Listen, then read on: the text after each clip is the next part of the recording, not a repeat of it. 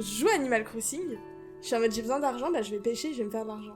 Ouais. Là, dans ma vie, j'ai besoin d'argent, je fais quoi? Je peux pas aller pêcher, aller vendre mon poisson, tu vois, ils vont me dire mais tu veux quoi? C'est la même genre de voix que Hatsune Miku.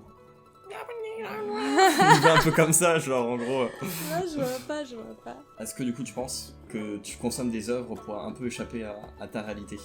Les jeux vidéo 100%. Bah j'explique le pitch du jeu sera facile. En gros, tu es mort. Ok. Tu fin te du fais... pitch.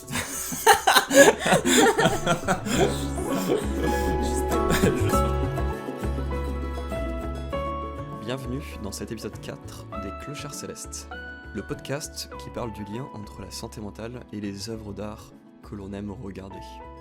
Je suis accompagné de Marie, une grande amie de Lyon, pour ce 4e épisode qui a été enregistré en juin 2025. Le thème qui a été choisi par Marie est comment les œuvres d'art nous donnent l'impression que notre vie est monotone. On va parler de soap opéra, de Madame Bovary et de plein d'autres œuvres moins connues, comme par exemple le jeu vidéo Before Your Eyes qui est absolument grandiose. Bref, je vous laisse tranquille, bonne écoute.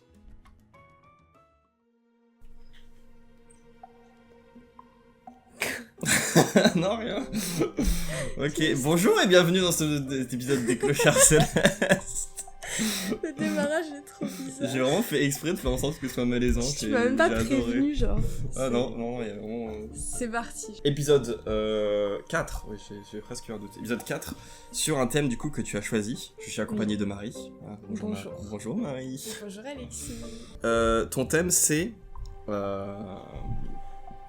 comment les œuvres peuvent rendre la vie monotone slash ouais. plate. Ouais, plate, parfois triste, parfois sans saveur en gros. Ok, donc ça c'est pour le thème.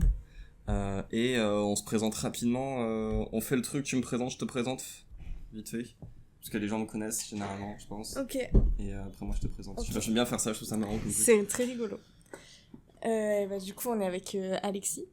Bonjour. Qui a créé ce podcast, qui crée plein de petites choses, qui aime bien faire des petites choses artistiques par-ci par-là. Grand respect pour ça d'ailleurs. Et je ne sais pas quoi dire de plus, parce que comme tu t'es déjà présenté dans tous tes autres podcasts... En vrai ça suffit, hein, franchement. Voilà, je ne peux pas dire d'autres choses. Ouais. Et du coup, toi tu es Marie. Je te le dis au cas où, si t'as oublié que ok, t'es mais j'avais Marie. oublié. C'est vraiment écrit sur ma tasse. En plus. Tu es une amie maintenant depuis quelques années. Qui est... Attends, je finis mon pain au chocolat. Le début de podcast catastrophique. Nickel. Ah. Qui est une artiste... Ça fait mal de le dire. Hein. Aïe. Ah non, j'ai mal avalé mon pain au chocolat là. Tu fais de l'eau? Ah ça va, j'ai le café. Qui est une artiste visuelle, plutôt dans les arts, du coup tout ce qui est... tu fais notamment... à la base, on s'est connus via l'école de jeux vidéo où tu étais en art graphique. Exactement. Donc sur des logiciels, mais t'es aussi pas mal sur tout ce qui est art manuel, graphique en quelque sorte, donc peinture. Art plastique, c'est vraiment... Oui, le terme vient de là. Bah je savais même pas, tu vois. Ouais. Voilà pour ta présentation, et après de qui tu es dans ta personnalité, je dirais que tu es quelqu'un de très gentil et innocente. Trop même peut-être des fois. T'as le droit de dire naïve, tu as le droit. Je t'en Je n'oserais pas. Et presque un petit peu un truc un peu genre... pas non plus le syndrome de Peter Pan, parce que c'est vraiment un vrai truc vénère, mais tu sais, t'as une âme un peu encore... un peu enfantine. Ouais. Sur beaucoup de choses, quoi. Ouais, beaucoup. Hein. Mais en fait, j'ai un vrai problème avec la nostalgie. J'arrive pas à lâcher les choses que j'ai commencé quand j'étais plus jeune, donc... Mais ça, parce que c'est pas non plus le truc Peter Pan totalement, je pense, syndrome de Peter Pan, mais c'est... Ouais, mais c'est pour ça que je pensais vraiment juste de la nostalgie très très forte. Genre, d'accord. Je lâcherai pas Dofus, genre ça me rappelle trop mon enfance et je passe de trop bon moment dessus, donc... Parle-nous un peu plus de ce thème-là, du coup, qu'est-ce que tu voulais dire par ce thème-là pour être sûr que du coup, moi je comprenne et que aussi déjà, les gens qui écoutent comprennent le thème. Moi je pense que le thème il m'est un peu venu parce que... Alors, très marrant, mais je suis une très grande consommatrice de soap opéra. Et donc les soap opéra, ça va être les trucs genre Desperate Housewives, ça va être Gossip Girl, je sais pas trop si ça rentre dedans, mais je pense, mais en gros c'est tous les trucs hyper dramatiques, les histoires qui de base paraissent assez classiques et qui vont virer dans le dramatique. Mais ancré dans le réel ou c'est tout le temps des trucs un peu ancré dans le réel, c'est tout le temps ancré dans le réel. C'est des choses en fait qui pourraient arriver à ta voisine, des choses qui pourraient arriver à... Enfin tu vois, genre typiquement je prends l'exemple le plus connu de Gossip Girl où en gros c'est vraiment genre juste... C'est la haute sphère des lycéens new-yorkais. Bah il leur arrive des choses qui pourraient arriver à des gens de la haute sphère des lycéens new-yorkais. Tu vois, c'est pas forcément des choses... Il vont leur arriver plein de choses, mais une de ces choses peut être arrivée à quelqu'un, tu vois. C'est cohérent, en fait. Ouais, c'est que des choses cohérentes, des choses mais tout le temps très trop, mais cohérentes. Comment ça, quand tu dis trop, c'est genre... il leur arrive plein de merde à chaque fois qu'ils pourraient... c'est genre... à partir du moment dans ta vie, si t'arrive autant de choses, c'est pas normal. Genre, toutes les 2 semaines, il leur arrive un truc nouveau, tu vois, genre, ce genre de choses. Pendant toutes leurs années de lycée, bah, ça va tout le temps déraper à un moment, et genre, il y a jamais de moment de calme, on a l'impression, en fait. Ok, est-ce que c'est Elite ? Tu connais, alors, Elite, j'ai pas vu. En fait, j'ai commencé à regarder, et malheureusement, j'avoue que le côté Netflix, où ça sexualise beaucoup tout, ça m'agace un peu. Tu vois, genre, autant qu'il y ait du sexe dans des séries, ça me dérange pas, mais que ce soit autant tourné autour, ça m'agace un peu, en vrai. Et du coup, ça m'a un peu saoulée, donc j'ai regardé genre 3 épisodes, j'étais en mode, bah, vas-y, c'est bon, on s'arrête là. Mais voilà. Mais ça compte un peu, tu penses, dans le truc de soap opéra? Je pense que, à mon avis, ça doit être un soap opéra. En fait, j'ai pas la définition exacte de soap opéra, mais ouais, en gros, pour moi, un soap opéra, c'est vraiment inscrit dans le réel, mais des histoires très rocambolesques, en fait. Mais plausibles, mais très rocambolesques, et trop, en fait. Je pense que c'est ça, le vrai mot qui va avec, c'est genre le trop. C'est genre... Comment c'est possible comment c'est possible qu'il arrive à chaque fois autant de merde, autant de rebondissements et trucs comme ça, quoi. Et du coup, ce thème m'est apparu par là parce que, du coup, je regarde pas mal de soap opéra. Et à chaque fois que je finis une série, ou même que je finis un épisode, tu sais, genre je vais regarder 2-3 épisodes, je vais arrêter, et je vais me réancrer dans mon réel à moi, et je vais me dire, oh waouh, et moi il se passe rien.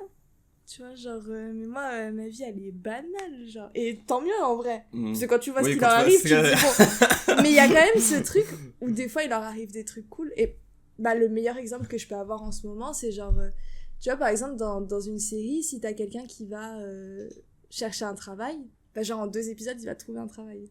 Et genre, du coup, ça va super vite, et du coup, ça s'enchaîne, et machin. Et donc, il se passe des choses, sa vie, elle bouge, en fait. Et genre, moi, là, tu sais, je suis en train de chercher un travail, et ma vie, elle bouge pas.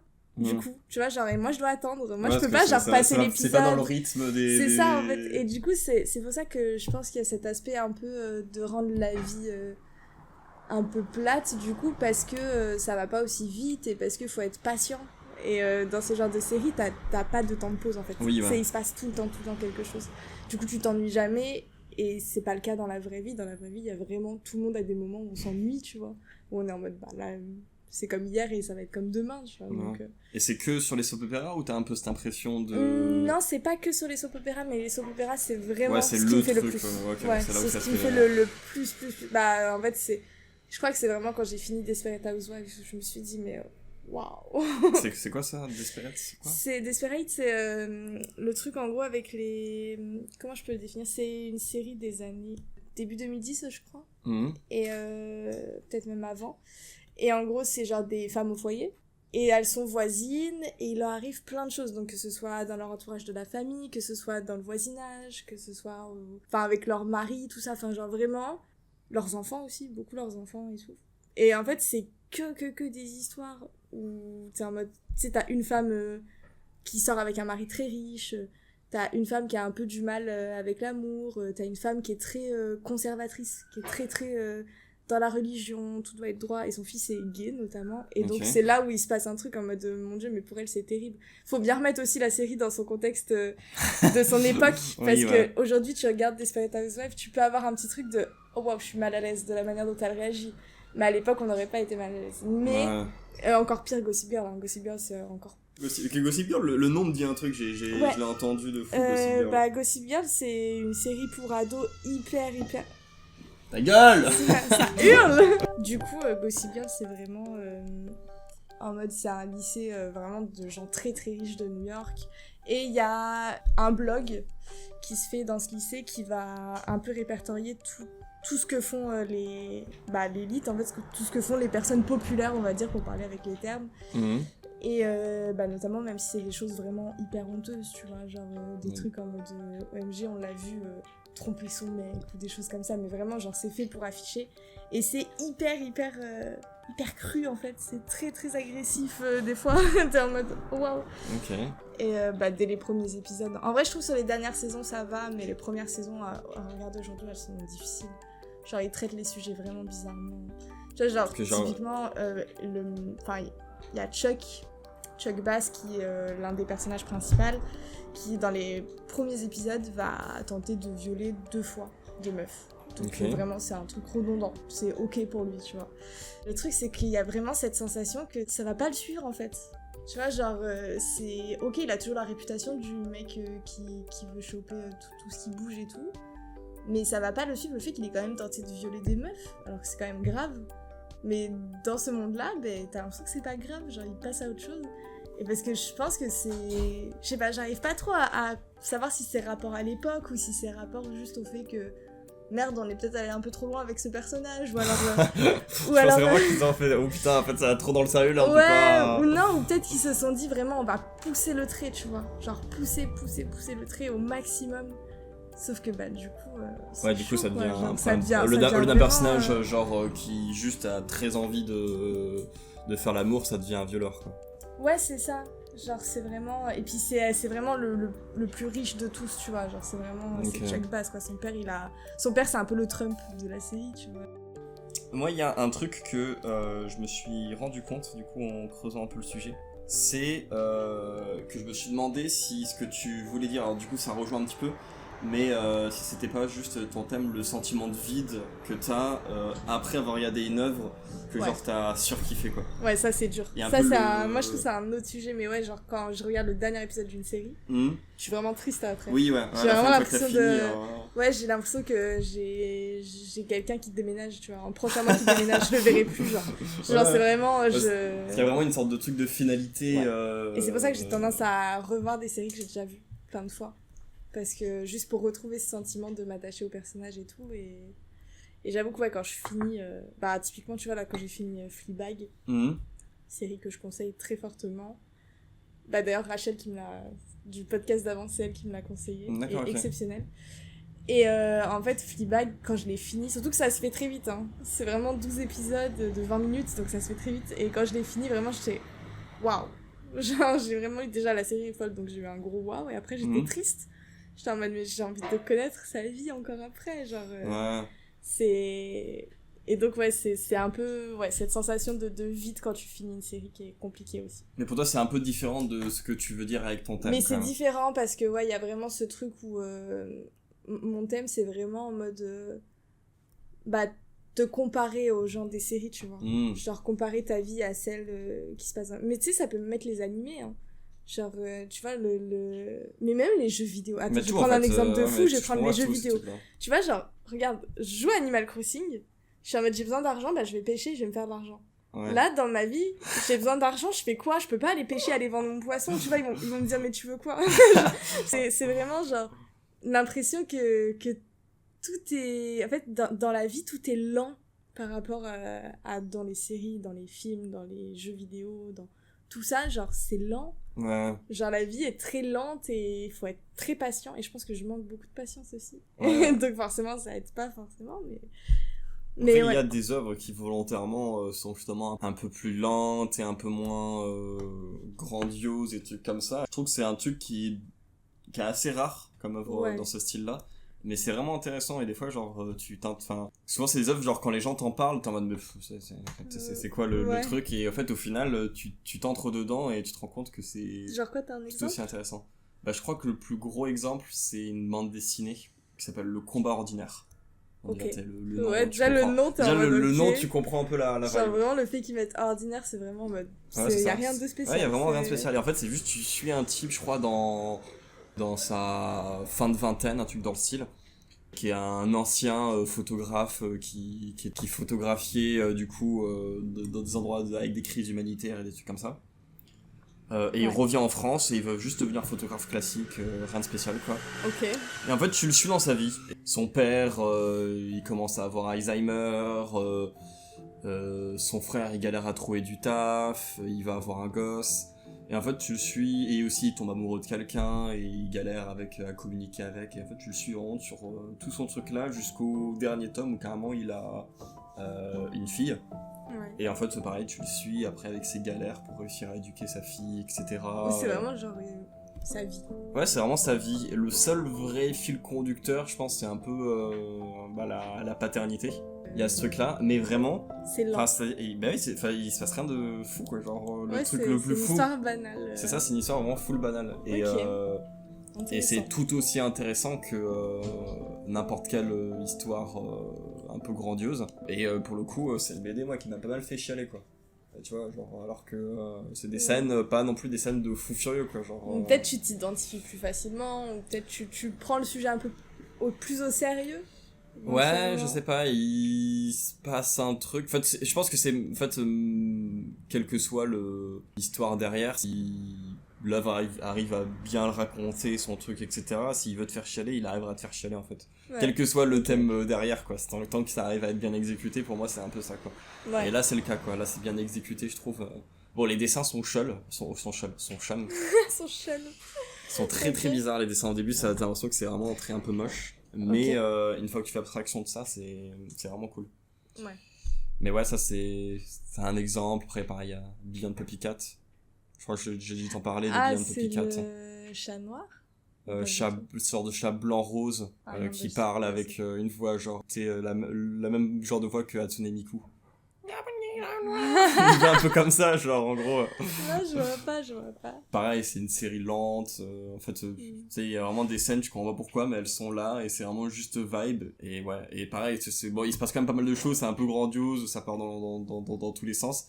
Mais la série, tu sais, est lente, elle prend un peu son temps, un truc comme ça, quoi. Ouais, j'avoue que peut-être les séries lentes sont moins perturbantes pour quand tu te compares, tu vois. Ça va moins te donner cette impression que ta vie est plate, quoi. Oui, ouais. Parce que c'est vrai que c'est tout le temps la comparaison. Et ça, justement, en plus, ce truc-là, il y a vraiment un nom pour ce truc-là de comparer sa vie aux œuvres. Est-ce que peut-être lycée ou collège, c'est dit un truc Madame de Bovary? C'est genre mon livre préféré. Ah bon? Mais jure. Je l'ai vraiment là-bas. Ah ouais. À l'époque où j'avais lu, j'avais détesté. C'est normal. Je pense souvent à mort. Mais moi, je l'adore. Mais il y a vraiment une sorte de courant de pensée, du coup, qui est le bovarisme, et qui est un peu le courant de pensée dans lequel elle est. Enfin, je sais pas si c'est vraiment un courant de pensée, mais c'est une psychologie dans laquelle elle est, où en gros, t'es tellement... attends, j'ai noté les trucs, parce qu'hier, j'étais carrément allé sur la définition. Bovarisme? Du bovarisme, ouais. Incroyable. En gros, c'est un peu échapper au réel via l'imaginaire. Ouais. Et les trucs que j'ai trouvés sur la page Wikipédia, c'est tendance de certaines personnes à souffrir de la monotonie de la vie. Moyen de se libérer d'une réalité trop pesante. Et après, il y avait la définition un peu plus longue que j'ai trouvée. C'est vrai que Madame Bovary, c'est vraiment genre... Pendant tout le livre, tu suis l'histoire d'une meuf qui s'ennuie à mourir. Oui, genre. Ouais. Qui vraiment, elle accepte ce qui vient à elle parce qu'elle se dit que, de toute façon... Comme si elle se disait, genre, moi, j'ai pas le droit, tu vois. Genre, en mode, moi, c'est... Ma vie est comme ça et elle doit être comme ça et... Ouais, un sort d'un peu de fatalité dans le fait que sa vie sera monotone. C'est ça. Mais du coup, juste pour expliquer Madame de Bovary, au cas où si vous l'avez pas lu au lycée, parce que c'est vrai que c'est vraiment un truc, je crois que beaucoup de gens l'ont lu quand même au lycée. Bah moi, c'est au lycée que je l'ai découvert. Et je pense que peu de gens les ont... Toi, t'as kiffé direct quand tu l'avais lu? J'ai kiffé direct. Et je lisais tout le temps les livres qu'on me demandait de lire au collège et lycée, mais je les comprenais pas, ou j'arrive pas à lire, moi. Je suis quelqu'un qui a beaucoup de mal à lire. J'arrive pas à me concentrer sur une chose que je lis. Et en fait, tous les livres... J'ai lu 1984. Oui, en troisième en plus, genre vraiment. What the fuck? J'ai rien compris. Le traumatisme. Genre, j'ai rien compris. Et en fait, à chaque fois que je lisais un livre, c'était la sensation de je lis des mots, mais j'associe pas les mots entre eux. Et du coup, je comprenais jamais rien. Et Madame Bovary, genre, dès les premiers chapitres, j'ai été tellement dedans. J'avais tellement d'images dans ma tête en lisant le livre. Et c'est pour ça qu'il m'a vraiment touché ce livre. Et je pense que pour ça, c'est mon livre préféré aujourd'hui. Aussi parce que je lis pas beaucoup de livres en général. Mais celui-ci, c'est vraiment un des seuls livres qui m'a vraiment marqué et que j'ai relu après. D'accord. Tu vois, genre, relire un livre, ça m'arrive jamais. Revoir une série, ça m'arrive. Relire un livre, ça m'arrive jamais. Là, c'est le Madame Bovary, ça arrive. D'accord. Donc, mais comment ça se fait que ce livre-là, déjà à l'époque, tu l'as kiffé, alors que, en soi, dans mes souvenirs, le livre, justement, il est assez monotone, quoi. Ouais. Justement. Bah, c'est vraiment la vie d'une meuf. Bah ouais. La vie d'une meuf de l'époque, quoi. Bah ouais, Genre, y a y a rien d'extraordinaire et tout. Et c'est pour ça que moi, à l'époque, je m'étais fait chier parce que, tu sais, Je c'est une pense œuvre où que- c'est normal que l'œuvre, en fait, tu te fasses chier parce que c'est censé te mettre dans le même état que la Ouais. femme, quoi. En fait, je pense que je m'attache beaucoup à Emma Bovary. Je pense que je suis très très attachée à elle parce que, je sais pas, elle dégage un truc où elle est pas triste, elle est vide, quoi. Tu vois, genre vraiment, moi je la vois comme une femme vide et je trouve ça la rend attachante. T'as envie qu'elle soit heureuse, tu vois. Genre, sois heureuse. s'il te plaît. Spoiler alerte. Non, spoil pas. Mais, non, franchement, ouais, je pense que c'est parce que je suis très attachée à elle. Ouais. J'arriverai pas à expliquer exactement pourquoi, mais je pense Bah, est-ce que c'est pas justement ce truc-là de... peut-être de l'histoire de la monotonie, Bah ouais. où vraiment, peut-être je m'identifie vraiment. Mais tu vois, je me dis, c'est fou quand même qu'en seconde, je me Ouais, sois c'est ça, identifiée à c'est ça. ça que tu je vois. me dis, c'est qu'en seconde, t'avais déjà ce Et truc-là. en seconde, je me suis déjà identifiée à elle, c'est fort, tu vois. Mais même Ouais. quand je le lis aujourd'hui, je le trouve d'autant plus touchant. Donc, ouais, il doit sûrement y avoir cette part de monotonie qui me touche beaucoup, je pense. Plus le truc de fuir un peu le réel via l'imaginaire, je pense que c'est tellement un truc ancré Je dans... suis pas accro aux jeux vidéo pour rien. Voilà, c'est ça, exactement. Bah, en Ouais, plus, ouais. il y a pas longtemps, tu sais, j'ai revu Sylvain. Ouais. Et du coup, Sylvain, qui était un de nos profs quand on était à l'école de jeux vidéo. Du coup, lui, il est assez bien placé pour se dire ce truc-là, mais que, en fait, les personnes avec qui sont en cours, à qui il donne cours, c'est beaucoup de gens qui sont tombés à fond dans le jeu vidéo, à surkiffer, parce qu'il y a un certain mal-être par rapport à la réalité, quoi. Ouais. Et le bovarisme, c'est vraiment ça, parce que du coup, la définition que j'ai préférée, c'était un état d'insatisfaction sur les plans affectifs et sociaux qui se traduit par des ambitions vaines et démesurées, une fuite dans l'imaginaire et le romanesque. Et, C'est très bien dit. et le truc en plus des ambitions vaines et démesurées, alors ça c'est encore presque un autre thème, mais pour tout le côté affectif, amoureux, etc., je trouve que tout ce qui est film et tout, c'est vraiment de la merde par rapport à la réalité, ouais. et justement quand tu vraiment te compares, genre quand tu te compares des films par rapport à la réalité de ce que c'est le monde amoureux, etc. Mais genre, c'est mais dépressif, déjà, hein. mais les rencontres, tu vois, genre, ou même, tu sais, genre, quand dans les séries, tu sais, ils se mettent ensemble et t'es en mode, oh waouh. Et le truc qui est horrible, c'est Ils que... le traitent trop bizarrement. Ouais, c'est ça, c'est traité... c'est tellement différent de la réalité, et il y a tellement trop d'œuvres de films romantiques, justement, qui sont différents de la réalité, que ça normalise ce truc-là, quoi. Et en plus, quand t'es jeune et que tu l'as pas encore expérimenté, ta seule référence, souvent, c'est ça, quoi. Ouais, et du coup, ça te fait des ambitions de zinzin, quoi. Je sais pas si t'as des œuvres comme ça pour aller à contre... Enfin, qui parlent un peu de ce thème du bovarisme, à part Madame de Bovary. Je sais pas si t'en as un. Moi, j'en ai un. Que j'ai trouvé il y a pas longtemps. Je cherche... Non, là, j'avoue, j'ai pas. Moi, l'œuvre que j'ai, du coup, qui parle un peu de ce sujet-là, je sais pas si... T'as peut-être dû voir, parce qu'il avait fait du bruit quand il est sorti. C'était le jeu Before Your Eyes. Je connais même pas. Non. T'as peut-être dû voir juste rapidement des trucs, parce que c'était un jeu qui se jouait avec une webcam, et rien d'autre. C'est ton contrôleur, c'est tes yeux. Ouais. Et du coup, là où tu regardes, en fait, c'est le jeu voit là où tu regardes. Et du coup, tu peux faire des actions en regardant certains endroits, et en clignant des yeux. Bah, j'explique le pitch du jeu, sera facile. En gros, tu es mort. Ok. Tu te fais... Justement. Juste fin du pitch. Voilà, en fait, c'est mort. Et Caron ou Charon? Je pense que c'est Caron, c'est Caron. Caron, du coup, te transporte pour déterminer si tu vas dans le Nirvana ou si tu restes dans les limbes, enfin un truc dans le style. Et du coup, il te dit, bah en fait, prépare ton speech de ce que c'est ta vie. À la personne qui va décider si tu accèdes au paradis ou pas. Et en fait, du coup, tu revis ta vie. Donc en fait, ça c'est tout le début du jeu. Et puis après, bam, tu es replongé du coup dans ta vie du moment de ta naissance. En fait, c'est que à des moments un peu clés de ta vie que tu reviens. Mais à un certain moment donné, en fait, le jeu te met un métronome. Et si pendant le métronome, tu clignes des yeux, bam, ça va te faire un saut plus tard. Et le saut peut être genre 10 secondes après, comme peut être genre 2 ans après. Et ça, tu as aucune idée de où est-ce que ça va t'emmener quand tu vas cligner des yeux. Le truc qui est ultra intéressant dans ce jeu-là, en fait, c'est que Du coup, tu expérimentes ta vie, et le personnage, genre, il a une enfance un peu compliquée, il a son premier amour, il essaye de se mettre à la musique, mais il n'y arrive pas. Mais puis après, il devient un peintre de renom, sa mère meurt, enfin, il y a des petits trucs comme ça, il y a plein de passages comme ça de la vie. Mais le personnage est un gros personnage grandiose, ça se passe ultra bien avec sa copine, etc. Et bam, tu reviens du coup avec Caron. Et Caron dit en fait, faut que tu sois honnête quoi. Là, tu bullshit depuis tout à l'heure. Oh wow. Et en fait, au final, du coup, il te dit non, faut vraiment que tu dises la vérité. Et en fait, tu reviens de ton truc. T'as le même début d'enfance, un peu compliqué avec tes parents qui ont un peu du mal, etc. Ouais. Mais en fait, après, ton personnage, il a une maladie qui fait qu'il peut plus aller à l'école, il est coincé dans son lit. Et en fait, le premier amour, il le rencontre... le premier amour de sa vraie histoire, c'est vraiment aussi quelqu'un avec qui il est amoureux, mais il est bloqué dans son lit, il est malade, etc. Putain. Du coup, c'est un peu compliqué, et le seul truc que tu as de elle, c'est qu'elle te donne une lettre où elle te dit comme quoi elle aussi elle t'aime, etc. quoi.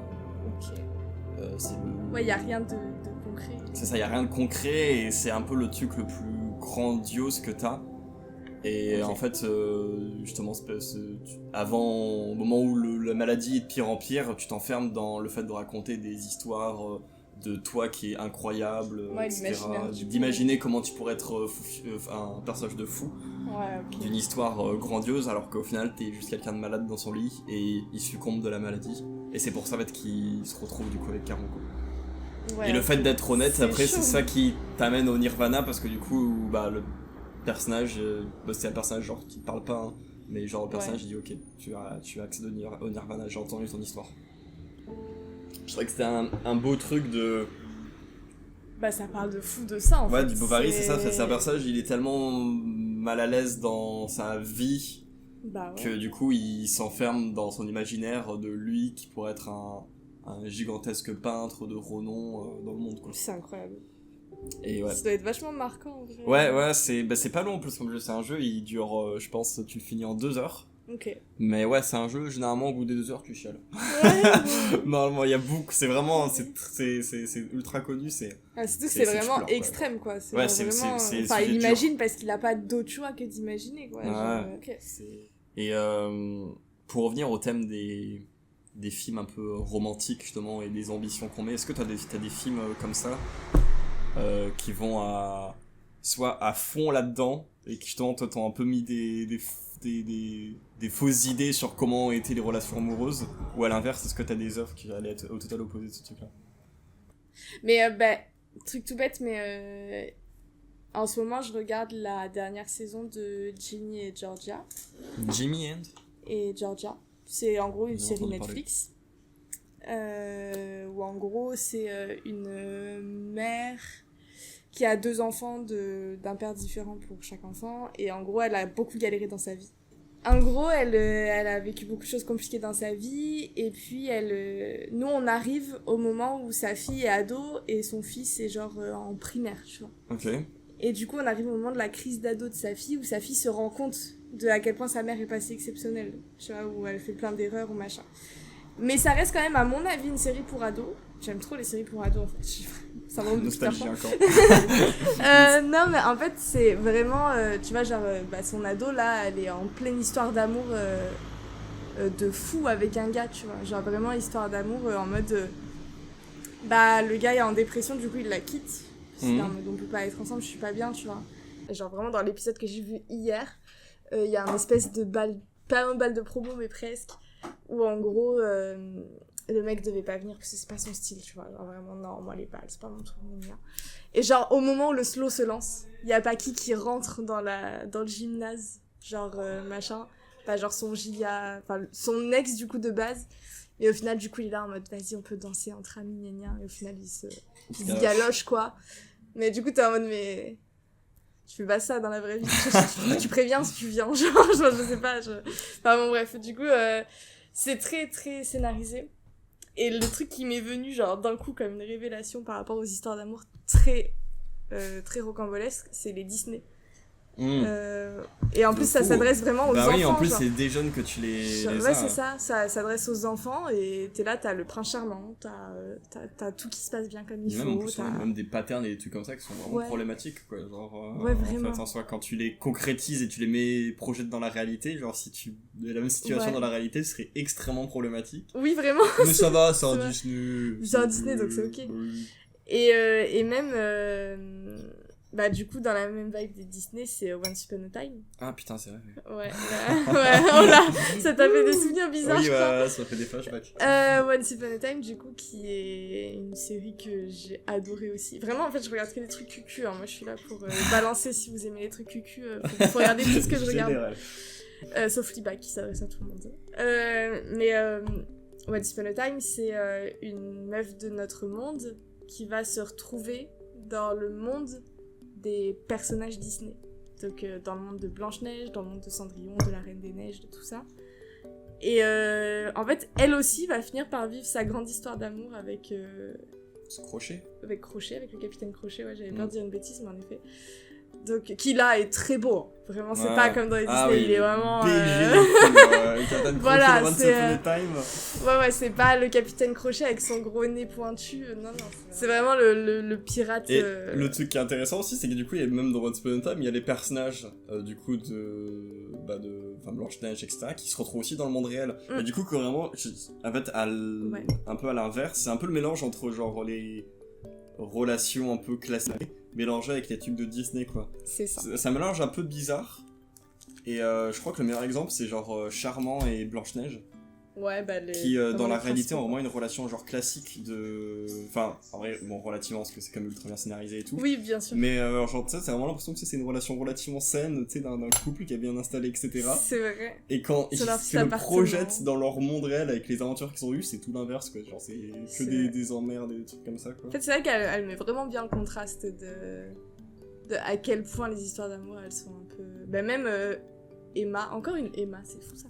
Emma qui est le personnage principal, elle le dit souvent dans la série en mode mais votre monde là, il est pas comme le nôtre en fait. Oui, genre, elle le dit souvent et elle vient souvent appuyer là-dessus sur le fait que leurs histoires à eux c'est toujours un petit peu trop.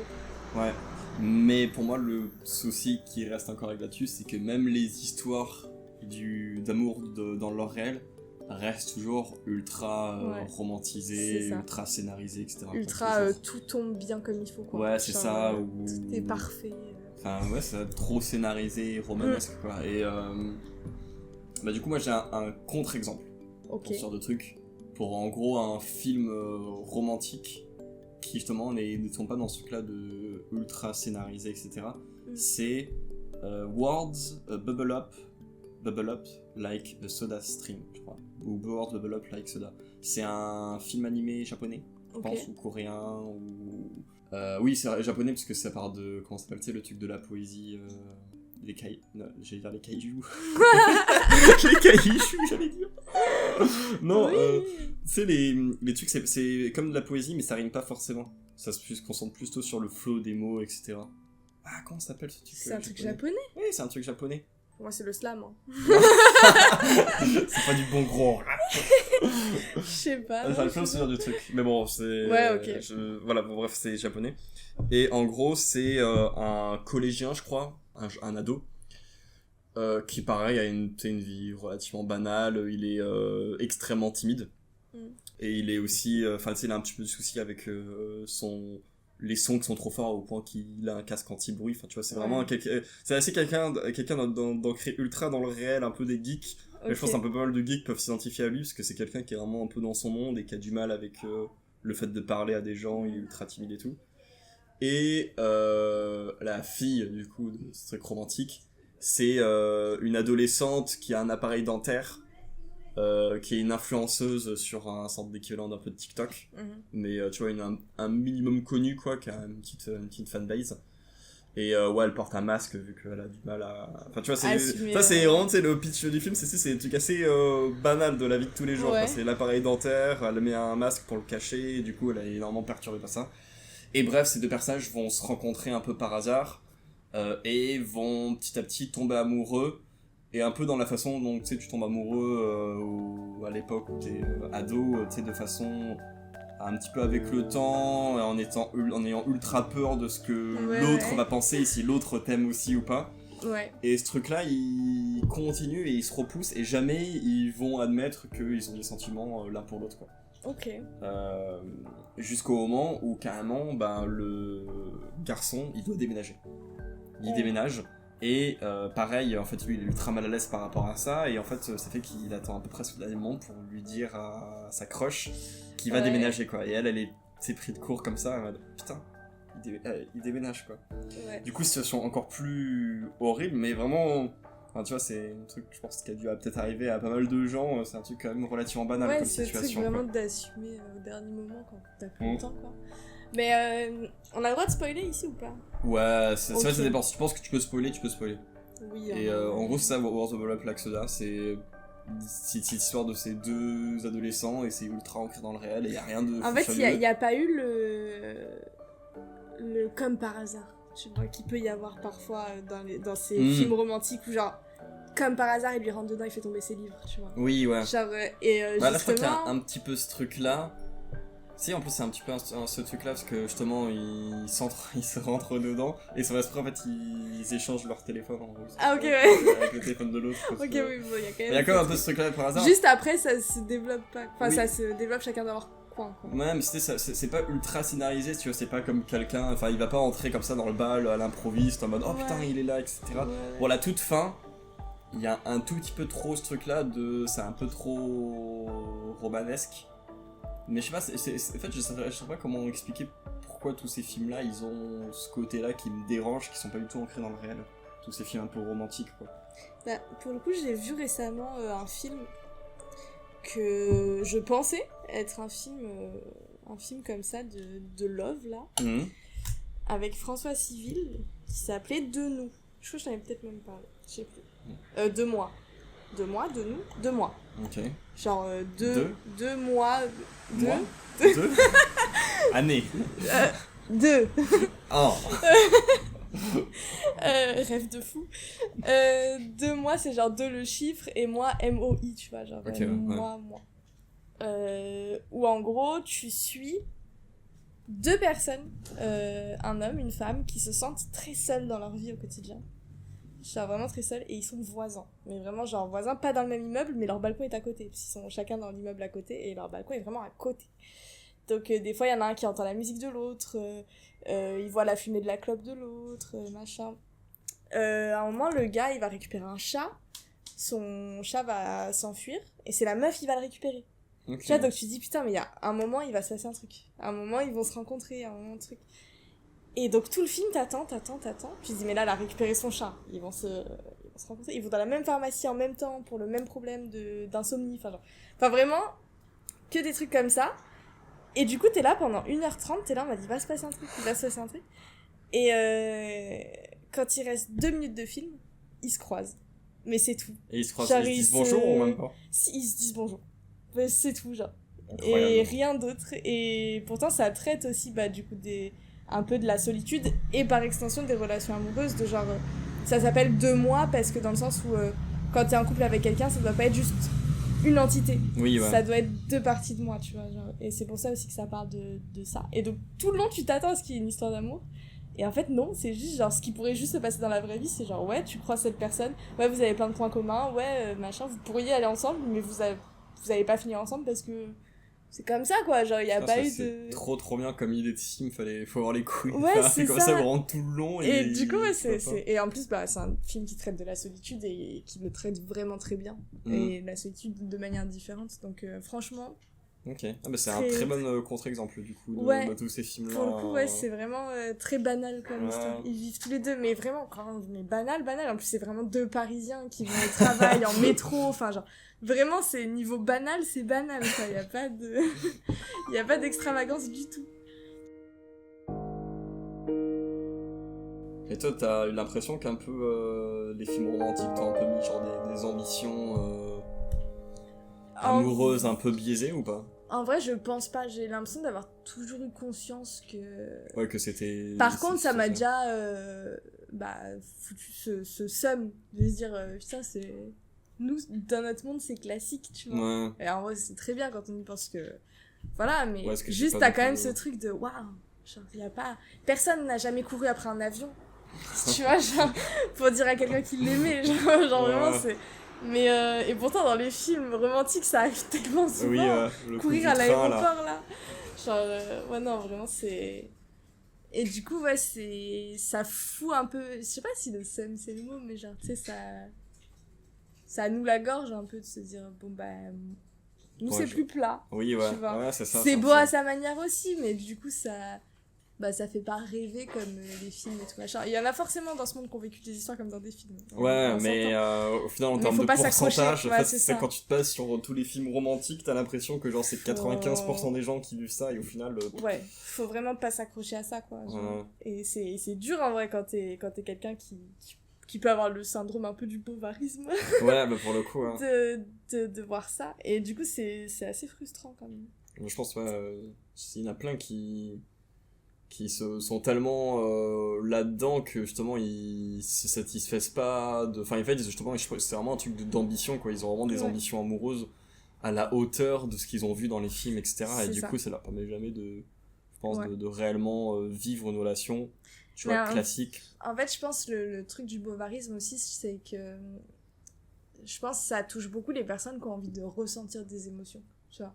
Genre qui ont envie de ressentir, même qu'elles soient bonnes ou mauvaises, juste des gens qui ont envie de ressentir des choses vraiment fortes, tu vois. Ouais, des expériences, des aventures. Ouais, c'est ça. Mais parce que tu vois, genre, typiquement quand je vais regarder une série où il se passe des choses horribles et pourtant dès que je vais éteindre la série, je vais me dire, mais attends, mais leur vie est folle. Mais en vrai, j'aimerais pas être à leur place, mais leur vie est folle. Et du coup, tu sais, t'as quand même ce truc de partager en mode, mais juste pour ressentir des trucs en fait. Et parce que nous les choses qu'on ressent déjà quand il nous arrive des gros événements dans notre monde, c'est beaucoup plus rare et c'est rarement aussi puissant que dans les films et séries. Oui, ouais, des fois même ça ne doit pas t'impacter parce que plus justement c'était une des questions que j'avais préparées, c'était est-ce qu'il y a un truc genre qu'est-ce que c'est pour toi tu penses le truc le plus proche d'un film, livre etc. que tu as vécu, que tu as fait ou que tu as vécu, genre tu penses un truc qui se rapproche vraiment de mon histoire. Si t'avais à dire non ma vie est pas plate, il s'est passé ça dans ma vie, qu'est-ce que ce serait tu penses? En fait justement je pensais à ça quand tu m'as demandé des exemples de films romantiques machin, parce que je voulais contrer un peu le romantisme en mode des fois il y a des choses pas fous dans l'histoire d'amour et en fait pour le coup j'ai plus le nom. C'est ça le problème, c'est que j'ai plus le nom du tout, mais en gros c'est genre un film qui date de, je sais pas, peut-être 2017 ou 2018, qui était sur Netflix à l'époque, je sais même pas s'il y est encore, mais où ça traite d'histoires d'amour pas très saines et qui font que la fille finit par rencontrer quelqu'un avec qui ça se passe bien, mais avec qui elle veut pas plus, tu vois, genre juste c'est une accroche extérieure à son couple, mais elle va pas se mettre en couple avec la personne. C'est juste vraiment c'est purement romantique, tu vois, il y a rien de elle va pas quitter sa relation toxique pour cette personne, elle va pas machin, mais genre juste c'est un échappatoire à sa relation. Et c'est un film qui traite de ça, du coup, de sa relation romantique à côté de sa relation amoureuse. C'est comme si tu mettais le romantisme et le couple à part. Genre comme si elle allait chercher son romantisme en dehors de son couple. Mais attends, et du coup pourquoi elle quitte pas son toxique? Ah c'est ça, c'est ce que tu me poses la question tout le long du film. C'est ça, mais pourquoi, tu vois. Et en vrai pourquoi parce que c'est une attache, c'est la question d'habitude aussi, tu sais, t'as peur de quitter tes habitudes. T'as une petite emprise et du coup forcément ça fait que, tu vois. Mais ça n'empêche que quand la personne n'est pas là, tu peux quand même vivre des choses bien avec une autre personne sans que ça conclue à quoi que ce soit. En fait c'est très étrange à expliquer, mais je me rappelle que ce film m'avait vraiment marqué et j'étais vraiment en mode oh waouh, il se passe des choses que je comprends vraiment. Genre que parce que t'as pu t'identifier à ce truc-là justement. Mais de fou. Et du coup j'étais en mode ça je comprends, mais j'ai complètement oublié le nom de ce film. Et est-ce que dans ce film-là il y a un peu le côté de sa relation toxique et assez justement intense, mais un peu aussi sur les réconciliations, enfin tu sais intense tous les mauvais côtés, et avec l'autre, c'est genre sain et plat. Oui, c'est ça. C'est un peu ça. Parce que j'ai l'impression que ça, c'est un vrai truc, justement, qui est assez commun. Justement, notamment pas mal de personnes qui vivent leurs premières relations comme des relations assez toxiques. Ouais. Qui après vont avoir du mal à se mettre avec des relations où c'est assez plat mais sain, quoi. Parce que justement, en fait, ils sont tellement habitués à avoir un truc avec genre des montagnes russes d'émotions, que ce soit négatives, mais après aussi des réconciliations positives et des trucs comme ça, que ne serait-ce qu'un truc genre qui est pas autant de haut et de bas, ça les perturbe, ça leur fait peur et ils s'engagent pas là-dedans, quoi. Et toi, justement, t'as quitté un peu ce pattern-là, quoi, j'imagine. Bah oui, vraiment, je suis avec la personne la plus calme qui existe sur cette terre. Qui est, depuis le début du podcast, qui est en train de jouer et de regarder des vidéos. Qui est vraiment à côté, et voilà, il est calme, on ne l'entend pas. Mais ouais, du coup, après j'avoue qu'il y a quand même ce truc où ça s'est fait progressivement, quoi. Ça s'est fait progressivement, et parce que j'ai eu une relation très très très hard niveau émotion. J'ai quitté cette personne pour une autre personne avec qui c'était un peu hard mais moins. Pour au final, voilà, c'est ça, en fait, c'était vraiment pas à pas, quoi. Donc j'ai pas eu de transition vraiment violente. J'ai eu le temps de comprendre ce que c'était que les vraies relations et de l'accepter. Et comment justement t'as eu le temps de comprendre ce que c'était les vraies relations, en fait? Du coup, en passant par une transition dans une relation qui était un peu entre les deux. D'accord, parce que la première, tu peux dire que c'est genre 90% de temps toxique. Ouais. Ma deuxième, c'est passé genre à 50%. Donc, tu vois, j'ai vraiment fait la petite transition. Et encore, non, je dis 50%, mais si je mets 90 à l'autre, lui, je lui mets genre 25, tu vois. Genre vraiment... Et aujourd'hui, là, il n'y a plus de toxicité du tout. Et je pense pas que j'ai cette sensation de plat dans ma relation, tu vois, genre... ça va très bien et je trouve ça cool. Ouais, j'imagine tu vas pas échanger. Et en vrai, j'aime bien la routine, tu vois. Oui, j'aime bien la routine, contrairement à ce que j'ai l'air de dire depuis le début par rapport aux séries et tout. J'aime bien la routine dans mon couple, c'est plus dans ma vie autour que j'aimerais bien que ça bouge plus, tu vois. Oui, ouais. En fait, c'est ça. Mais en gros, la transition, si jamais il y a des personnes qui sont là-dedans, en fait, le meilleur truc à faire, c'est genre c'est totalement con ce que je vais dire, mais genre de parler et de prendre le temps, tu vois. Genre c'est pas un truc qui soigne du jour au lendemain, et tu peux pas, genre, si t'es dans une relation vraiment qui te prend toutes tes émotions, tu peux pas du jour au lendemain passer à une relation normale. Genre, ça va être un choc, il faut prendre du temps pour soi aussi, donc il faut le temps d'appréhender ce qui t'est arrivé, il faut le temps d'appréhender ce que t'as envie qu'il t'arrive aussi. Et il faut prendre conscience de ce que c'est vraiment les vraies relations humaines et pas comme dans les films. Ouais, c'est justement, en fait, ce truc-là des montagnes russes d'émotions, c'est tellement un truc justement de film où en fait t'as des personnages qui sont un peu toxiques dans pas mal de films, mais il se passe plein d'accessoires émotionnels et qui du coup fait que t'as tellement l'habitude de ces trucs-là que quand tu as une personne genre tu sais où ça se passe bien, y a pas d'engueulade et du coup tu peux pas... T'as l'impression qu'il se passe rien dans ta relation. Ouais, t'as l'impression qu'il se passe rien dans la relation et tu te dis putain mais il y a des gens qui... Ouais, c'est vrai qu'il y a des gens vraiment qui sont en mode si on s'engueule pas, ça veut dire qu'il y a pas de sentiments, tu vois, alors qu'en fait pas du tout. Ouais, je sais pas, mais ouais, j'avoue que ce truc de vouloir des relations...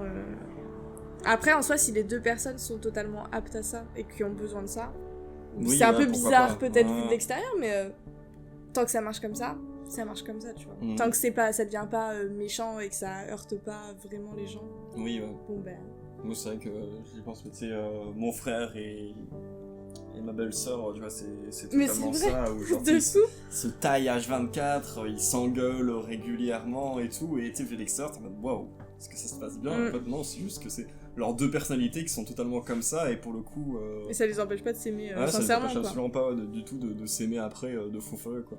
Et c'est vrai que c'est très perturbant quand t'as pas l'habitude ouais, c'est ça. Quoi.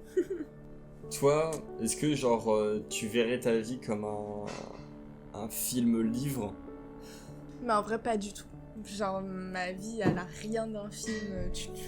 Y a rien à raconter de si ouf, tu vois. Genre, les gros événements que j'ai vécu dans ma vie, s'ils sont racontés, c'est pas intéressant. Quoi, tu vois, genre... En quoi, genre c'est vraiment en mode... C'est pas des choses... sais pas, j'arrive pas à exprimer ça, mais je sais pas, j'ai vraiment une vie qui a pas eu trop de soucis et le peu de soucis. Parce que pour moi, dans un film, il y a forcément un souci à un moment. Oui, donc je vais chercher autour de mes soucis. Et en soi, dès que j'ai eu des soucis, bah, c'est pas des choses qui sont intéressantes à regarder pour quelqu'un d'extérieur, tu vois, genre... Pourquoi t'es sur ça? Parce qu'il y a des... Comme tu dis, genre, t'es déjà arrivé de regarder des 2 mois, enfin des films comme 2 mois, où tu sais, c'est des problématiques assez banales, Ouais, mais tu vois, 2 mois, tu me le pitches, je te dis, ça a l'air nul. mais c'est exactement comme le combat ordinaire, en fait. Ouais, c'est ça. Bah, et au final, une fois que t'es dedans, et bah tu kiffes, en fait. Si je devais donner un titre à ma vie, ça serait... Parfois. Parfois. Genre, parfois, il se passe des choses. Parfois. Genre, parfois, le titre principal et le sous-titre, il se passe des choses. En tout petit. Parfois. Ok. Genre, ouais, non, je sais pas, c'est genre... En fait, ouais, cette sensation, comme je te disais, que dans les films et séries, les choses s'enchaînent. Et moi, tout ce qui s'est passé dans ma vie ne s'est pas enchaîné. Tu vois, ça a été des choses parsemées par-ci, par-là. Ouais, je pense que donc, pratiquement toutes les vies. En fait, il y a un truc... Ou alors tu fais un court-métrage, à la limite. Ouais, ou même, sinon, il y a des sauts de plusieurs années, quoi. Genre, c'est passage intéressant par passage intéressant, quoi. Non, je pense à la limite, tu peux faire un court-métrage. Ouais. D'accord. Voilà. S'il y a un réalisateur, là, parmi les auditeurs allez-y. qui veut... On a un super court-métrage anti-amour. Voilà. Parfois. Parfois. Mais en vrai, je pense qu'il y a vraiment un truc... Enfin, je sais que j'ai beaucoup ce truc-là, moi aussi, d'avoir l'impression que... Attends, mais si tu devais donner un titre à ta vie, ce serait quoi? Ouais, je sais pas du tout, attends. From Geek to Average Dude. Ok. Pas mal. Oui, c'est vrai, en vrai, connaissant ton histoire, je vois pourquoi. Ouais, je sais pas, pour moi, ça serait un peu ça. Après, c'est l'histoire que j'ai décidé de me créer, mais tu vois, je pourrais prendre un autre point de vue totalement différent, quoi. Et du coup, oui. Bah, justement, le truc que je me suis rendu compte, je pense assez récemment, c'était justement sur un peu ce truc des vies intéressantes. Ouais, en fait, je pense qu'en fait, pour moi, genre, n'importe qui a une vie intéressante, en fait. Genre, en fait, c'est sûr que si tu compares à des films, des trucs comme ça, c'est ça, faut le raconter. Bon, après, la façon dont tu le racontes, ça change des fois beaucoup de choses. Mais justement, si tu t'intéresses à une personne et que c'est vraiment de creuser, tu arriveras toujours à n'importe quoi, tu vas réussir à trouver, pas forcément des histoires de fou, mais un point de vue qui va être giga intéressant, quoi. Et je trouve surtout, moi, sur, tu vois, la perception d'une personne sur le monde, par exemple, n'importe qui, ça peut être intéressant de parler avec n'importe qui, si tu essaies de comprendre, genre, sa perception sur quelque chose, enfin, t'as tout le temps quelque chose qui peut être intéressant chez n'importe qui, quoi. Même quelqu'un qui peut paraître ultra plat, qui parle comme ça, etc. Ouais. Tu vois, même un gros geek qui reste toujours chez lui, bah en fait, justement, putain, j'ai fait horrible ce que je viens de dire, un gros geek qui reste ouais, c'est... genre, en plus j'ai rajouté le gros geek. Ouais, c'est ça, c'était pas de la grossophobie, c'était vraiment dans le sens un grand geek. Un grand geek qui reste toujours chez lui. Moi, le simple fait que justement, tu vois, c'est quelqu'un, pour moi, c'est quelqu'un qui est dans ce cas-là, d'être un geek qui reste tout le temps chez lui, pour moi c'est ultra intéressant, parce que je vais essayer de comprendre pourquoi, en fait, pourquoi justement il reste tout le temps chez lui, quoi. Et en fait, je vais essayer de prendre cette approche-là, et cette approche-là va être ultra intéressante, et tu pourras en faire un film sur, un film, je sais pas, sur la solitude de justement ce geek qui arrive pas à sortir de chez lui, quoi, qui est trop ancré dans ses jeux vidéo. Ouais. Et du coup, moi, c'est un peu ce truc-là aussi dans justement les gens qui ont l'impression de pas être intéressants, en fait, c'est que si t'es avec des gens qui sont intéressés, ils vont forcément trouver des choses chez toi qui vont trouver ultra intéressant, en fait. C'est vrai. Parce que je pense qu'il y a un peu un truc ça, je pense, ça va un peu de l'époque lycée, etc., début des études supérieures, où genre, tu sais, il y a des gens qui sont intéressants, entre guillemets, parce que, je sais pas, moi, c'est un type, il est allé au Dalai Lama, là, ou je sais pas moi quoi, enfin, tu sais, c'est un type qui a eu un peu, genre, des aventures, des expériences. Même des fois, le charisme, juste. Ou le charisme, mais après, c'est très, oui, ça, des fois, juste le charisme, t'as l'impression que c'est un type ultra intéressant. Au final, c'est même pas forcément le cas, en fait, c'est juste quelqu'un qui va beaucoup se mettre en avant comme étant intéressant, quoi. Enfin, j'ai l'impression de vraiment être pas du tout intéressant, et que tu vois, quand j'étais allé en Europe là l'été dernier, etc., je pense que c'était un peu pour ce truc là, d'avoir l'impression de... un truc à raconter. C'est ça, un truc à raconter, d'avoir l'impression d'être intéressant. Au final, j'en parle jamais, quoi. Genre, C'est Léa, vrai. elle a appris, je crois vraiment, la semaine dernière, par exemple, que j'avais fait ça, quoi. Que j'avais fait parce qu'en fait, je le trouve même pas intéressant, ce truc-là, au final. Genre, je l'avais fait à la base pour être intéressant, et au final, je me suis rendu compte, c'était vraiment un peu matérialiste de ma part de faire ce truc-là, quoi. Moi, ce que je trouvais trop dur au lycée, c'était pendant les cours d'anglais, quand il fallait donner nos hobbies. Tu sais, quand on se présentait et tout, machin. Oh, le cours de tennis aussi. Le cours de... Ça, c'était horrible, le cours En fait, à partir du moment... En fait, c'était ça qui était dur au lycée, et je me retrouve un peu dans ce que tu dis, c'est que à partir du moment où il fallait qu'on parle de nos passions, je ne savais pas de quoi parler. Parce qu'en fait, je me rendais pas compte que le jeu vidéo était une passion à cette époque-là. Et même, c'était même la honte, parce que j'étais une meuf qui jouait aux jeux vidéo, enfin, genre, c'était une catastrophe. Oui, ouais. Maintenant, aujourd'hui, c'est très bien, hein, mais à l'époque, de jouer à des jeux vidéo. J'étais étrange. J'étais étrange au collège.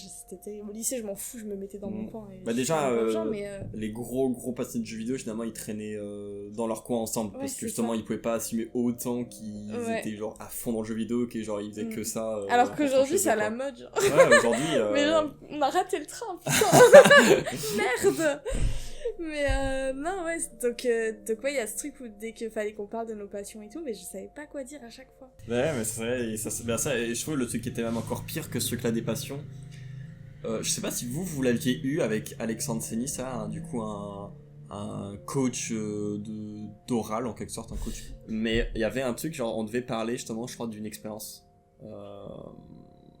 D'une expérience originale qui nous est arrivée, enfin en gros on devait parler genre de nous, d'un truc qu'on a fait ou qui nous est arrivé de fou, un peu un truc comme ça. Ouais, et c'était horrible parce que du coup genre il y avait tous les gens, tu sais, il y avait certaines personnes justement qui racontaient leur expérience de malade, où ils sont allés au Québec, où ils ont failli se perdre, etc. Enfin tu sais, qui ont vécu des aventures, et toi tu te retrouvais à dire ouais, j'ai pas grand chose en fait.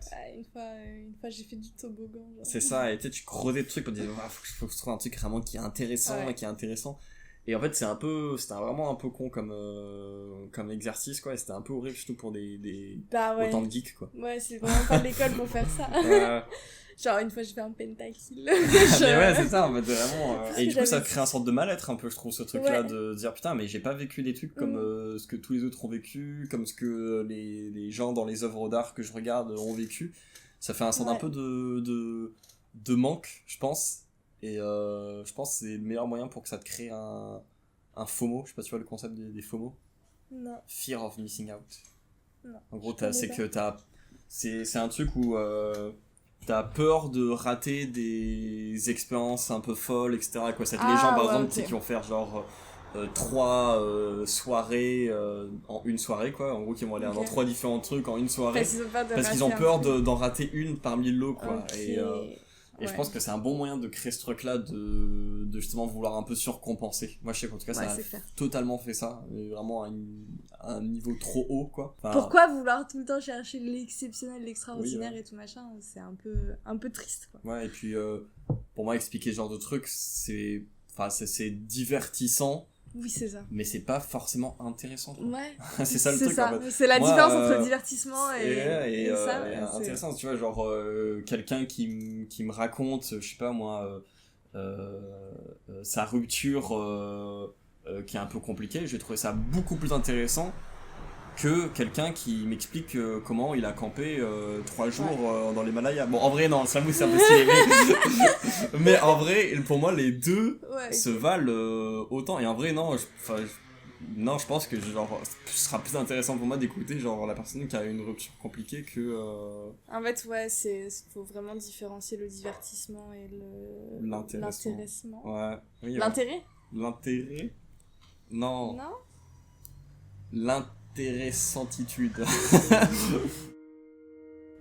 On a rapidement abordé le sujet, et c'est vrai que je l'ai pas posé directement comme ça. Est-ce que toi tu te considères comme quelqu'un d'intéressante? Et pourquoi? Alors si je réponds honnêtement, moi je trouve que je suis quelqu'un de très banal.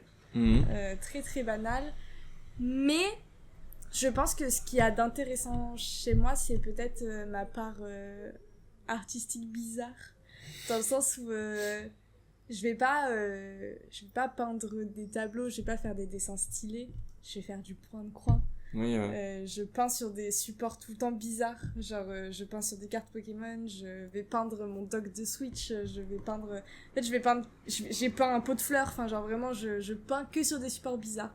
Je peins jamais à plat, genre. Je me rends compte, en fait, je vais jamais peindre sur une toile. Tu fais pas des trucs conventionnels, quoi. Non, vraiment, en fait, et même le point de croix en soi, c'est hyper simple à faire, mais c'est un truc qui demande tellement de patience. Ce qui est hyper contradictoire parce que je suis quelqu'un de pas du tout patiente dans ma vie, mais je suis capable de passer mon temps sur du point de croix alors que c'est hyper long. Genre, je suis là, je passe 3 heures sur un truc, je suis en mode ok, j'ai fait 1/100 de mon point de croix.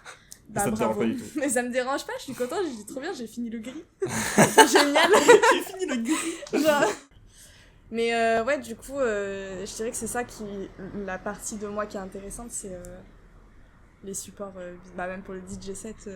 Ouais, c'est vrai, tout le truc visuel que t'avais fait. Tout sur du carton. Tout C'est que du carton. Et pourtant, ça rend si bien. C'est ça, c'est... Et en fait, j'aime trop ce côté un peu... C'est, je sais que si tu mets sur une toile et que je peins un truc, ça va pas être fou. Parce que j'ai pas l'art des couleurs. Ouais. Ouais, je pense que c'est ça qui me manque beaucoup. Mais je pense que ma force, c'est d'imaginer des choses... Je pense que la 3D m'a beaucoup aidé à imaginer des choses comme ça. Ouais, me dire que je fais sur d'autres supports que juste du papier, que juste une toile, que machin. Oui, ouais. Genre pour moi, n'importe quel support peut être une surface dessinable, oui, fou. qu'on peut peindre. Que... Et c'est pour ça aussi que je me suis mise à la pyrogravure, c'est parce qu'en fait j'ai trop envie de faire des trucs artistiques mais qui sortent de l'ordinaire. C'est intéressant parce que du coup, ce que tu dis de toi qui est intéressant, c'est ce que tu fais. Ouais. Et non ce que tu es. Ouais. Et je pense que c'est un truc qui revient souvent, ça. Ouais, souvent, mais... on a l'impression que c'est ce qu'on fait qui nous rend intéressant, quoi. Bah, en fait, je pense qu'il y a... Peut-être, je fais vraiment de la psychologie de comptoir. Mais c'est le thème... Enfin, c'est le Clochard Céleste, c'est la psychologie de comptoir. En fait, on vit avec nous tout le temps. Donc, forcément, ça devient ennuyeux. Enfin, on devient pour nous ennuyeux, tu vois. Genre, dans le sens où... si tu vas lire tout le temps le même livre en boucle, bah, au bout d'un moment, il va te paraître ennuyeux. Bah du coup je pense on se trouve forcément un peu ennuyeux par qui on est parce que on se voit tout le temps donc oui, on n'a pas le recul pour voir les trucs intéressants normal. sur nous, oui, quoi. c'est ça. Mais c'est totalement vrai. Alors que ce que tu fais c'est des choses, enfin c'est des activités que tu vas ajouter à ta vie qui sont pas là depuis le début, donc ça peut paraître un peu plus intéressant. Puis même quelqu'un qui se trouve intéressant, est-ce qu'on trouverait pas ça bizarre, tu vois? De quoi quelqu'un qui se trouve intéressant, est-ce que nous, vu de l'extérieur, si genre je suis là, j'arrive, je dis moi je me trouve hyper intéressante comme personne. Ouais, ça fait très bizarre et très égocentrique un peu. Voilà, ça fait très égocentrique et en fait je pense que c'est beaucoup plus beau d'être intéressé par d'autres personnes que soi-même. Oui, ouais, genre... bah bon, moi aussi. Et puis enfin je trouve que justement les gens qui se disent intéressantes, bah en fait c'est un peu faux parce que bah comme je reviens un peu à ce que je disais tout à l'heure, pour moi genre n'importe quelle personne est intéressante, c'est à partir du moment où t'es intéressé et tu t'intéresses réellement à la personne, tu vas trouver des trucs intéressants chez lui, quoi. Ouais, donc, c'est ça. Je suis totalement d'accord. Je reboucle. Une question un peu plus deep, si t'es pas à l'aise de la répondre, j'en ai d'autres. C'est est-ce que du coup tu penses, enfin on l'a un peu dit donc c'est un peu le cas, mais que tu consommes des œuvres pour un peu échapper à ta réalité? Les jeux vidéo 100%. À chaque fois que je joue aux jeux vidéo. Mais en fait, même pour être archi précise là-dessus, bah, je vois une psy depuis plus d'1 an. Et elle a compris que j'étais accro aux jeux vidéo. On se vient des trucs comme ça. Ouais. Elle a compris que j'étais accro aux jeux vidéo. Et elle a compris genre en 4 séances. Genre un jour elle me dit mais en fait vous passez combien de temps par jour sur les jeux vidéo? Et j'ai dit bah quand je travaille pas minimum 10 heures quoi. Et elle me dit non par jour. J'ai dit oui. Et ce moment-là elle m'a regardé vraiment en mode mais du coup vous êtes un peu accro aux jeux vidéo? Je suis en mode oui. Oui là je n'apprends rien là actuellement. Et à partir de ce moment-là elle m'a vraiment ciblée comme une personne qui se plonge dans les jeux vidéo pour pas penser. Ou genre vraiment c'est... Elle me dit mais est-ce qu'il y a des fois où vous faites rien? Je suis en mode bah non. Et en fait elle s'est rendue compte que je pensais jamais. Et c'est un truc que je fais encore aujourd'hui, hein, ça fait plus d'1 an que je la vois et j'ai toujours pas appris à penser. Mais C'est rare les personnes qui pensent réellement aujourd'hui. Ouais, c'est ça, pense, genre le concept de l'introspection, impossible pour moi. Parce que si je pars en introspection, dans 20 minutes, je suis au bout du roule, tu vois, genre, vraiment, c'est impossible. Et ouais, donc jouer aux jeux vidéo, en fait, ça me permet de me plonger totalement dans le jeu vidéo. Et justement de pas réfléchir à autre et de chose. pas voir le temps passer, et de pas penser à autre chose. Et quand je vais jouer à un jeu qui stimule pas assez, par exemple TFT, ça devient un peu machinal maintenant pour moi, bah je vais regarder une vidéo à côté, je vais écouter de la musique, machin, j'ai besoin vraiment de jeux qui me prennent à 100%, et j'ai beaucoup aussi besoin de jeux où je ne vois pas passer le temps. Genre c'est un truc, je pense, où vraiment genre les journées longues c'est ma phobie. Et en fait, je me rends compte que du coup, toutes mes journées passent super vite. Ouais, parce que du coup, justement, tu trouves ces divertissements. Je suis tout le temps sur les jeux vidéo, vraiment. Et donc, ouais, j'échappe totalement à la réalité par les jeux vidéo, ça c'est... Oui, et les autres œuvres aussi, un petit peu, ou... Alors, normalement, je regarde très peu de films. Là, depuis que j'ai plus de travail, j'en ai regardé quelques-uns. Et c'est la première fois, hors cinéma évidemment, que je regardais un film sans rien faire à côté. Ah, genre en mode full concentré. Genre juste le film. C'est quoi le film? Bah c'était 2 mois. D'accord. Vraiment le film où vraiment quand je l'ai fini, j'étais en mode putain, j'ai rien fait en même temps à côté. Genre t'étais fière de toi d'avoir fait ce truc-là. Let's go, trop forte. Et ouais, les films, je pense, mais un peu moins...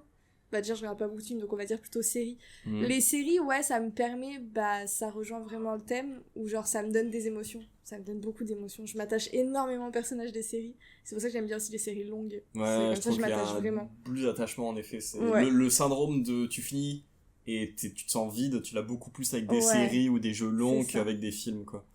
Bah je ne joue jamais à un jeu qui se finit. Je n'ai aucun jeu qui se finit. Les Zelda, je peux pas. Genre, Outer Watch, je peux pas parce que ça se finit. En fait, les jeux à fin, je ne peux pas. Ouais, c'est pour ça que je joue à Animal Crossing. De ce sentiment-là de David à la fin. C'est pour ça que je joue à Dofus. C'est pour ça que je joue à Mario Kart. League of Legends. League of Legends, TFT. Enfin, genre, je n'ai que des jeux qui ne se finissent pas. Actuellement, si je joue à Fantasy Life, où en gros, t'as une histoire principale. Et après, t'as des métiers et des quêtes secondaires. Techniquement, le jeu se finit. Techniquement. L'histoire principale, j'ai vu que tu pouvais la faire en à peu près 16 heures. Okay. J'ai 30 heures de jeu, je ne l'ai toujours pas fini parce qu'en fait je traîne. Je fais en sorte de traîner. C'est-à-dire je monte mes métiers, j'ai fait genre 10 heures de level up de métier parce que j'étais en mode je veux pas avancer dans l'histoire puis c'est vrai quand elle sera finie. En fait je redoute les fins. De repousser un peu la fin pour profiter le plus possible un peu. Je redoute vraiment les fins de jeu. Et c'est pour ça aussi, bah ouais, en fait je pense que le sentiment de vide des séries, j'ai pas envie de l'avoir dans les jeux. Pourquoi? Parce que tu penses qu'il va être encore plus fort? Je sais pas, mais je pense que j'aurais juste le seum en fait.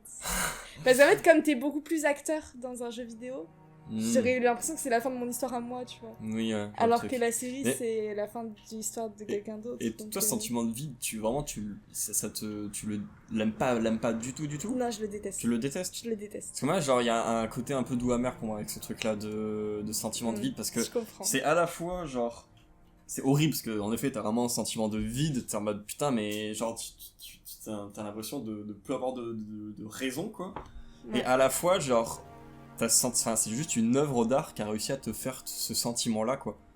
Et moi, quand ça m'arrive, je suis en mode, putain, c'était vraiment une œuvre genre de fou pour que ça réussisse à me faire un sentiment aussi malade que genre même mon corps le ressent, quoi. Genre même mon corps a un sentiment de vide, j'ai une boule dans le ventre juste parce que j'ai consommé une œuvre que plusieurs personnes ou une seule personne a passé des heures dessus. Enfin, ouais, bah moi je n'aime pas cette sensation. Ouais, t'as vraiment pas du tout. Et pourtant tu continues de regarder des séries, des trucs comme ça. Oui. Mais c'est parce que la satisfaction des séries est supérieure. Parce que j'adore m'attacher à des personnages en fait. Et ça, les sensations que ça me procure. J'adore pleurer devant une série par exemple, tu vois. Oui, ouais. Genre pleurer devant une série, je suis en mode waouh, c'est fou. Bah, qui n'aime pas? Mais on ne sait pas, peut-être. Je ne sais pas, mais. Vraiment finir une série, je suis en mode c'est chiant. Alors qu'en vrai c'est bien que ça se finisse des fois parce qu'il y en a ils font tout le temps des saisons de trop. Mais voilà, du coup ouais non moi la sensation de vide à la fin d'un truc, je n'aime pas ça. Parce qu'en plus il y a aussi ce truc où putain je vais devoir retrouver une œuvre qui va me faire ressentir les mêmes choses. Genre, je vais tout le temps avoir ce truc de... Ouais, mais jamais ce sera aussi bien. Ouais, c'est ça. C'est un peu ce truc-là. C'est ça, genre en mode, putain, je trouverais pas mieux. Ouais. Et là, Fleabag, c'est horrible pour moi. C'est vrai qu'il y a une première phase où, en effet, où genre, t'arrives même pas à te relancer dans d'autres trucs, parce que t'es en mode, à quoi bon? Genre, ce sera jamais aussi bien que ce que je viens de vivre, en fait, donc à quoi bon? Ouais. Non, mais de fou. Est-ce que pour un livre, tu l'as déjà eu? Parce que moi, je lis pas beaucoup, donc je me rends pas trop compte. Oui, bah, en fait, c'est tout pareil. Et puis, un livre, en plus, c'est pareil, c'est long, quoi. Un livre, t'as le temps de t'identifier au personnage et tout. Bon, ça dépend des livres, hein. Mais, tu sais, des livres à 700 pages, t'as le temps bien de t'identifier. Moi, je l'ai eu pour L'Art du Contrevent. J'arrête pas de vous en parler à chaque fois. C'est vrai. Et The Witcher aussi. La saga The Witcher, en plus, c'est en 7 livres. Ouais, donc c'est vraiment donc long. Là, t'as à la fin... Quand One Piece, ça va se finir, il y en a, ils vont... Ah, mais c'est pas le sentiment de vide qu'on va avoir les gens de One Piece. Ah, oui. Mais de fou, hein. Parce que c'est vrai qu'en fait... en plus, quand c'est une série qui te suit sur des années... Bah, c'est ça. Oh, wow. Parce que le truc qu'on dit que j'avais discuté, justement, c'était que... En fait, pourquoi tu as un sentiment de vide? Alors, c'est pas ma théorie, hein, mais c'était la théorie que j'avais entendue, c'était que, en gros, t'as un sentiment de vide parce que tu t'as passé énormément de temps à t'identifier, à avoir des émotions pour des personnages, pour des choses, qui, une fois que c'est fini, tu peux pas les utiliser dans le réel, quoi, en fait. Tout ce truc-là, en fait, toute cette énergie, en fait, tout ce truc-là, c'est fini, en fait, cette énergie-là, en fait, tu peux pas le réutiliser et l'ancrer dans le réel. C'est que des trucs qui sont morts, en fait. C'est comme si tout ce truc-là était mort. Et du coup, c'est pour ça que ça te donne un sentiment de vide.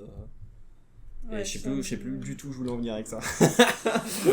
Ben, si jamais, moi j'ai eu une seule fois un sentiment de vide avec un livre et c'est une BD. C'est Le Jour du Caillou. Le Jour du Caillou. Le Jour du Caillou. Ok.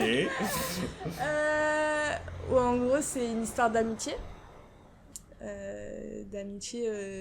Perdue parce que le gars, le pote de la meuf s'en va. Physiquement parlant, genre il déménage, tu vois. Et du coup, c'est genre toute une histoire où en gros, c'est. Elle lui en veut, et lui il essaie de faire en sorte qu'elle lui en veuille plus, et en fait, tant qu'elle lui en veut, il reste bloqué dans la même journée. Et en fait, ça s'appelle Le Jour du Caillou parce qu'en gros, la grand-mère, je crois, de la jeune femme lui dit les douleurs comme ça, comme ton amie qui est partie, c'est un peu comme un caillou dans la chaussure. Tu vois, genre à chaque pas, ça va te faire mal. Mais si tu décides de l'enlever, bah, c'est tout, tu vois. Genre vraiment en mode, c'est juste en mode accepte, tu vois. C'est juste enlever le caillou, c'est genre accepter la situation. Et du coup, bah, lui, il arrête pas de lui dire, mais enlève ce caillou de ta chaussure. Bah, pitié, enlève-le, tu vois. Et en vrai, c'est vraiment, vraiment cool, je trouve, comme BD, parce que c'est assez rapidement, je crois que je l'ai lu en 2 heures.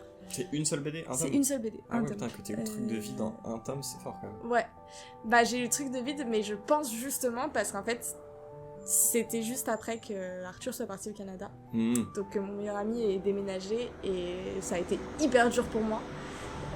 Parce qu'il était tout le temps à la maison, on se voyait tout le temps, on jouait tout le temps ensemble, et là il s'en va à un endroit où on a genre 6 heures de décalage, c'est chiant. Oui, ouais. Genre vraiment c'est chiant en fait. Et du coup je l'ai lu à ce moment-là, donc je me suis tellement identifiée que ouais, ça t'a fait le sentiment que quand j'ai fini cette BD, bah il y a eu le vide en mode j'ai encore besoin de m'identifier, tu vois, genre j'ai besoin de... Et sauf que c'était fini, donc voilà. Mais en fait c'est comme si...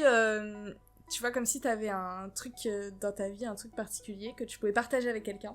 Et tu peux le partager qu'avec cette personne, parce qu'elle te comprend vraiment, tu vois. Genre, c'est un sujet que tu peux aborder qu'avec cette personne, parce qu'elle te comprend à 100%. Et d'un coup, cette personne, elle s'en va. Ouais, totalement. Bah voilà, tu peux plus en parler, tu peux plus avoir la sensation d'être compris, tu peux plus machin. Ouais. Tu peux toujours trouver quelqu'un d'autre, entre parenthèses, une autre série. Ouais. Voilà, mais ouais, c'est un peu...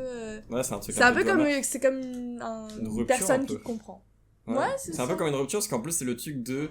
fin de quelque chose, quoi. Non, mais aussi ouais, le fin de quelque chose, et le sentiment de vide, et de pas vouloir recommencer un autre truc en disant ça sera jamais aussi bien. C'est vraiment un truc un peu de rupture aussi amoureuse, genre en mode putain, mais en fait, à quoi bon? Genre, parce que je trouverai jamais aussi bien, alors que c'est faux. Au final, bah, tu arrives toujours à retrouver des trucs aussi bien. Et en fait, c'est pour ça qu'on en revient aussi au thème principal du podcast, c'est qu'en gros, quand tu finis une œuvre, t'as une sensation de vide, et donc, bah forcément, t'as un aspect un peu monotone dans ta vie, puis c'était en mode, j'avais tellement d'émotions en regardant ça, là, je les ai plus. tu vois. Et donc forcément, t'as plus ces émotions, donc ça rend ta vie un peu plus plate. Donc tu dis, je viens de finir cette œuvre qui m'a marqué, je me sens vide. Oui, donc... et du coup, la toute dernière question, c'est comment vas-tu en ce moment? Voilà, bien entendu, tu peux occulter des trucs, tu peux... Voilà. En ce moment, comme je n'ai pas d'emploi, j'ai l'impression d'être... et ça, c'est vraiment la vision de la société. J'ai l'impression d'être un poids pour les gens autour de moi. Tu vois, genre, j'ai l'impression d'être un poids pour l'allo, j'ai l'impression d'être un poids... en fait, pour tout le monde, parce que je me dis, en fait, je suis là, faut me nourrir, et je donne rien en échange, tu vois, genre... je suis genre un animal de compagnie, genre, vraiment, genre, je ne fais rien.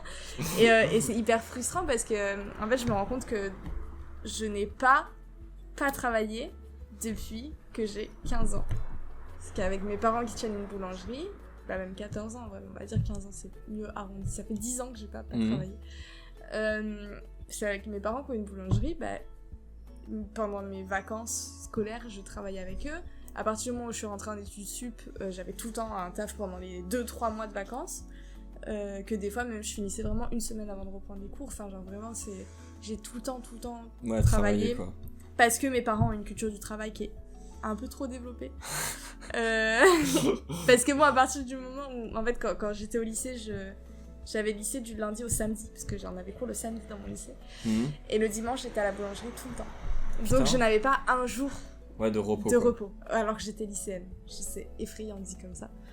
Et en fait, je crois que c'est la première fois du coup en effet que je ne travaille pas. Et donc je commence à me dire mais je suis inactive, c'est bizarre. J'ai kiffé les 2 premières semaines. Et après seulement je me suis dit seulement les 2 premières semaines. Et en fait ce qui est très bizarre et ce qui fait que je suis vraiment triste en ce moment aussi je pense c'est que je suis divisée en 2. Il y a une part de moi qui est en mode j'ai assez d'économies pour continuer à ne pas travailler et il y a une part de moi qui me dit j'ai besoin d'un cadre de vie, il faut que je t'aille travailler. Et du coup je suis hyper divisée parce que des fois il y a une part qui prend le dessus, des fois il y a l'autre part qui prend le dessus, mais dans les 2 cas ça va pas. Dans les 2 cas je me dis machin. Mais si on fait abstraction de ça, je pense que je vais vraiment bien dans ma vie parce que j'ai des passions. Je vois des gens, j'arrive à dire non aux gens quand j'ai pas envie de les voir. Ça c'est très fort et ça fait du bien. Pourquoi tu dis ce truc là? Parce qu'avant c'était pas le cas. Parce qu'avant c'était impossible pour moi, genre dès qu'on me proposait quelque chose je me sentais obligée de dire oui. People pleaser. Voilà. C'est vraiment, et en fait je trouve que c'est trop important de s'écouter soi avant et maintenant je le fais très bien. Et comme on disait tout à l'heure, je me connais vraiment mieux moi-même maintenant. Donc je dirais qu'en général ça va. Il y a juste la petite ombre au tableau qui est l'ombre au tableau, tu vois. En ce moment, c'est genre un petit nuage qui passe devant le soleil, mais c'est chiant en plus, ça commence à être l'été, ça casse les couilles, c'est ça. Mais sinon ça va, en vrai je pense que ça va. Ok. Voilà, c'est pas transcendant, mais oui, ça va. Ouais. Ça va, après, c'est... Ouais. Toute situation n'est pas éternelle, de toute façon. Exactement. Oh, la mort un peu quand même. Ah. Désolé, très premier degré, très degré. Wow, ok, j'aurais pas pensé qu'on allait faire un saut. Très premier degré, aïe. Voilà. Ok. Et toi, ça va moi, ça va bien en ce moment. En plus, sur le truc monotone, en ce moment, moi, c'est un peu comme ça, quoi. Ouais. Je pense, justement, en ce moment, ma vie a atteint un stade de monotonie. Toi aussi, t'as genre rien à raconter en ce moment? Non, pas réellement, non. J'ai pas grand chose à raconter. Voilà. C'est ça, moi aussi, qui me frustre. En même temps, mais en même temps, en fait, les trucs à raconter, je trouve ça un peu nul, parce que tu vois, des fois, j'ai fait des trucs pour avoir des trucs à raconter, genre, par exemple, aller en Écosse, aller en Europe l'année dernière. Et tu sais, en fait, j'en reviens, je le raconte même pas, genre. C'est ça. Donc ça change pas grand chose. Ouais. Non, c'est juste que en fait, j'ai atteint un stade de monotonie et je suis ok avec le fait que, tu vois, que je fais pas des aventures de fou furieux toutes les semaines, que là, en ce moment, dès que j'enchaîne des jours où je vois beaucoup de monde, où je fais beaucoup de trucs, etc., je me prends du temps pour moi, et je sens que j'ai besoin de temps pour moi, pour me calmer, etc. Et je pense que c'est fou, parce que c'est un total contraste de l'année dernière quand je suis revenu sur Lyon, où vraiment genre je faisais tout le temps des trucs, genre il y avait un soir dans la semaine où je restais chez moi, et le reste du temps genre soit je bougeais, soit je sortais en boîte de nuit, enfin du jeudi à dimanche soir je me couchais minimum à 10h du matin. L'angoisse, pour moi c'est l'angoisse. Moi il me faut au moins 2 jours dans la semaine où je reste chez moi, sinon ça va pas. Je me rends compte que maintenant plus en plus j'ai besoin de ce truc là aussi quoi, en ce moment. Je pense que vu que j'ai plus ce truc de vouloir faire des choses pour être intéressant. En fait maintenant c'est vraiment je fais les trucs parce que j'en ai envie quoi, c'est ça. Moi c'est comme moi quand je dis non à des gens quoi. Ouais, c'est un peu ça aussi. Parce qu'en fait on s'écoute plus qu'avant. Ouais. Donc c'est important de s'écouter. Donc ouais, ça c'est un gros changement. Et après bon en ce moment du coup que ce soit professionnellement, bon j'ai pas de taf non plus mais is okay. Mais que ce soit projet on va dire. Comme relation, je suis assez content. Voilà. Si, un truc bizarre qui m'est arrivé il y a pas longtemps. C'est la première fois de ma vie que j'ai trop de connaissances et que j'ai l'impression de pas avoir assez de temps pour... T'imagines si t'avais un travail en plus? Mais ça me terrifie ça, alors, en plus, ça imagine que je vais avoir... Déjà, je trouve c'est vraiment un problème de riche en plus. Hein. Ah oui, vraiment. Genre, petite note pour la fin. Ouais. Petit Mario Kart. Oh, je suis chaud. Oh, je suis giga chaud. Let's go, c'est bon. Fin de podcast, j'en ai rien à foutre.